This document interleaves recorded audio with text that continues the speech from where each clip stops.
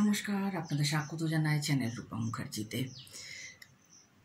School service কমিশনের দ্বারা আয়োজিত SLST 2025 খুব শীঘ্রই হবে। ডেট অ্যানাউন্সমেন্ট হয়ে গেছে, সেপ্টেম্বর 7 ও সেপ্টেম্বর 14। তো এই বিষয়ে আমি আপনাদের জন্য যেটা ব্যবস্থা করেছি সেটা হলো বাংলা বিষয়ের সকল ব্যাপারগুলো, পুরো সিলেবাসটাই ডে বাই ডেতে আলোচনা করব।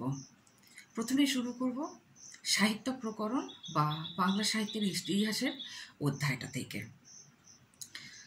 আর এর সাথে থাকবে কিছু পেডাগোগি প্রশ্ন উত্তর। বাংলা, ইংলিশ, হিন্দি সব ভাষাতেই আমি চেষ্টা করব আপনাদের কাছে উপস্থাপন করার। চলুন প্রথমে শুরু করা যাক তাহলে। সাহিত্য প্রকরণে কিছু অংশ প্রথমেই আসে এই প্রসঙ্গে।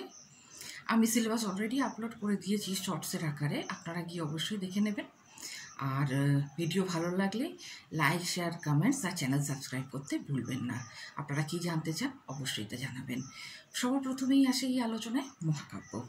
মহাকাব্য হলো এক বিশাল আয়তনের কাব্য যা দৃঢ় পিনদ্ধ গঠনে গাথা, আখ্যান, জনশ্রুতি, পুরাণ কাহিনী ইত্যাদি সংকলনের মাধ্যমে একটা গোটা জাতির সভ্যতা ও জীবনচর্চাকে ইতিহাসে বর্ণনা করা হয়। এর তো গেল আমাদের মহাকাব্যের সংজ্ঞা। মহাকাব্য কয় প্রকার ও কি কি? মহাকাব্য দুই প্রকারের হয়: প্রাচীন মহাকাব্য বা গ্র্যান্ড এপিক, সাহিত্যিক মহাকাব্য বা লিটারেসি এপিক। প্রাচীন মহাকাব্যের উদাহরণ কি কি? রামায়ণ, মহাভারত, ইলিয়াড, ওডিসি। সাহিত্য মহাকাব্যের উদাহরণ কি? কালিদাসের কুমার সম্ভব, মিল্টনের প্যারাডাইস লস্ট, ভার্জিলের ইনিড। যখন মহাকাব্যের আলোচনা হচ্ছে তখন আমাদের জেনে নিতে হবে যে বাংলায় প্রথম মহাকাব্যটি কে রচনা করেন, কাব্যের নাম ও প্রকাশকাল।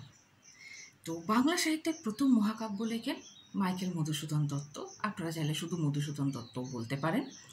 কাব্যের নাম মেঘনাদ বধ কাব্য, প্রকাশকাল 1860 খ্রিস্টাব্দ। প্রকাশকালগুলি মনে রাখা অত্যন্ত জরুরি, না হলে কিন্তু প্রকাশকাল ভুল হলে সমস্যা হতে পারে, নাম্বার কাটা যেতে পারে। আর বর্তমানে নেগেটিভ মার্কিং নেই, তাই নিয়ে চিন্তা করারও কোনো দরকার নেই। মহাকাব্যের কিছু বৈশিষ্ট্য থাকে যেগুলিকে দেখে আমরা কোনো কাব্যকে বলে থাকি এটি আদর্শ মহাকাব্য। মহাকাব্যে যে কোনো সাহিত্যের আদিতে সৃষ্টি হওয়ায় তাতে প্রাচীনকালের বা প্রাচীনত্বের লক্ষণ থাকবে।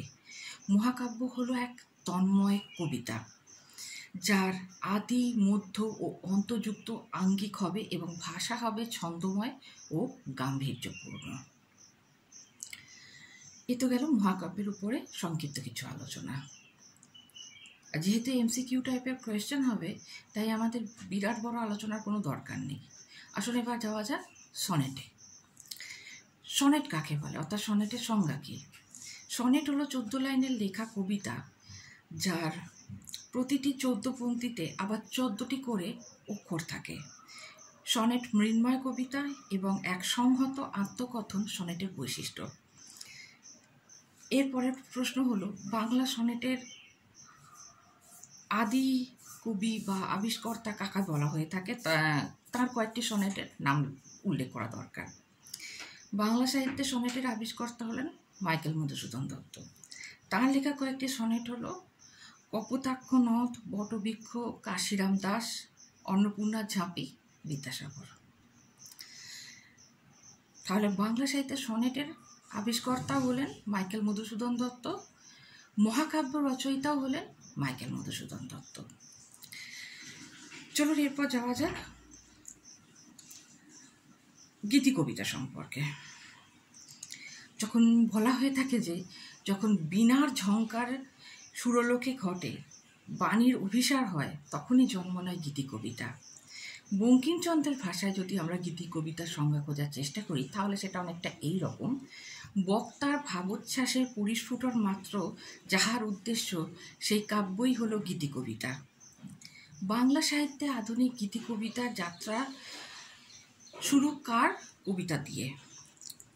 মধুসূদন দত্তের লেখা আত্মবিলাপ কবিতা দিয়ে বাংলা সাহিত্যে আধুনিক গীতি কবিতার যাত্রার সূচনা হয়েছে। গীতি কবিতার উৎপত্তি কোথা থেকে? ইংরেজি লিরিক শব্দটি থেকে এসেছে, যা গ্রিক বাদ্যযন্ত্র লিরা থেকে, অর্থাৎ বিনা সংযোগে যে সঙ্গীত, তাকে বলা হয় গীতি কবিতা। গীতি কবিতার কিছু বৈশিষ্ট্য আছে, যেমন আমরা জেনেছি যে মহাকাব্যের কিছু বৈশিষ্ট্য থাকে। গীতি কবিতার রোম্যান্টিক ব্যক্তিগত আত্মানুভূতি থাকে, অজানাকে জানার বাসনা থাকে প্রবলভাবে। স্তোত্র বা ওট জাতীয় গীতি কবিতা কাকে বলা হয়?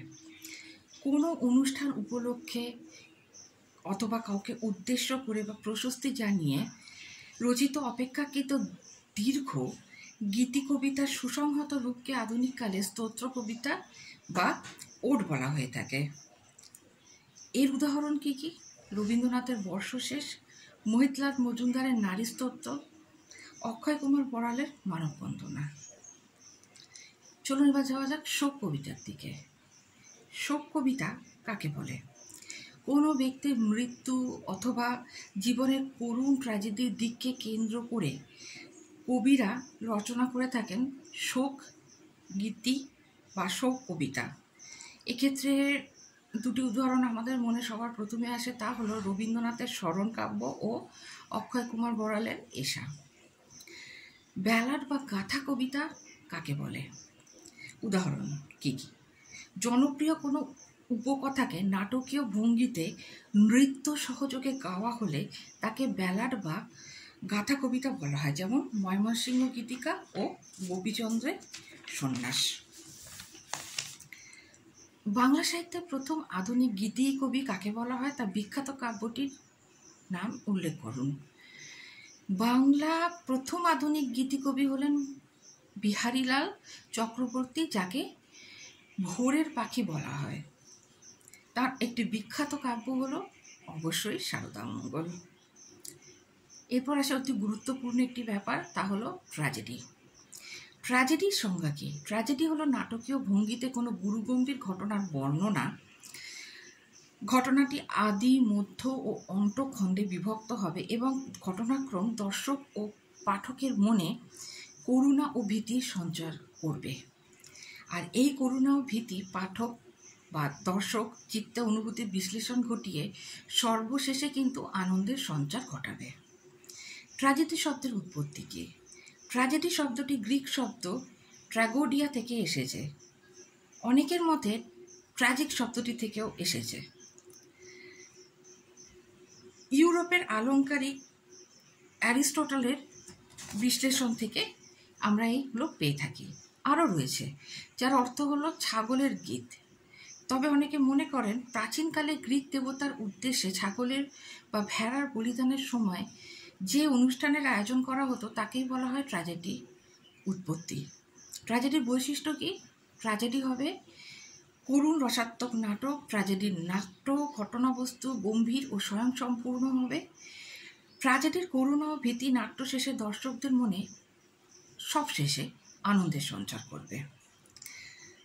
কয়েকটি ট্র্যাজেডি নাটকের উদাহরণ তো এই প্রসঙ্গে দিতেই হয়, তাই না? দ্বিজেন্দ্রলাল রায়ের শাহজাহান, রবীন্দ্রনাথ ঠাকুরের বিসর্জন, মন্মথ রায়ের জীবনটাই নাটক, গিরিশচন্দ্র ঘোষের জনা। এর পরের দিন আমরা শুরু করব আমাদের আলোচনা কমেডি থেকে এবং চেষ্টা করব সাহিত্য প্রকরণের এই পর্যায়গুলোকে আলোচনা করতে, অর্থাৎ নাটক, ট্র্যাজিকমেডি, মহাকাব্যের তুলনা, উপন্যাস, নভেল, সব কিছুই আমরা আলোচনার চেষ্টা করব। কেমন লাগলো ভিডিওটি অবশ্যই জানাবেন। আজকে এই পর্যন্তই। চ্যানেল সাবস্ক্রাইব করতে ভুলবেন না। আপনাদের সহযোগিতা একান্ত কাম্য। আবার দেখা হচ্ছে পরের ভিডিওতে। ধন্যবাদ, নমস্কার।